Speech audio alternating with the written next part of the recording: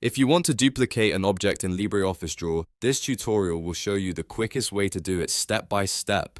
Whether you're working with shapes, icons, text boxes, or any other element on your page, duplicating objects is one of the easiest ways to speed up your design workflow and keep everything consistent. And if this video helps, make sure to hit the like button and subscribe for more simple software tutorials just like this. Alright, let's jump right in. First, open LibreOffice on your computer.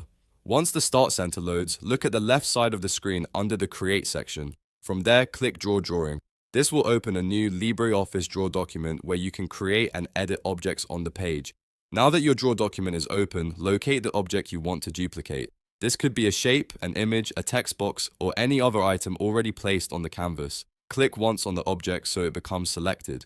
You should see the outline or handles around it, which tells you that the object is active and ready to be copied. Next, press Ctrl+C on your keyboard to copy the selected object. This stores the object on your clipboard without removing it from the page. After that, press Ctrl+V for V to paste it. As soon as you do that, LibreOffice Draw will create a duplicate copy of the object and place it on the page. If you want, you can click and drag the new copy to move it into a different position. That makes it easy to reuse the same design element multiple times without rebuilding it from scratch.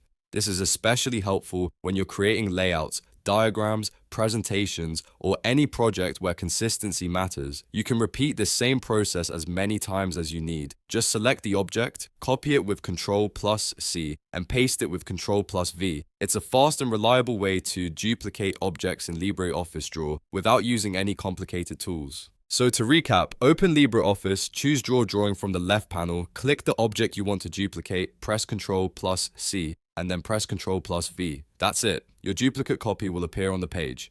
If this tutorial helped you out, please give the video a like, subscribe to the channel, and turn on notifications so you don't miss the next quick tech guide. Thanks for watching, and I'll see you in the next one.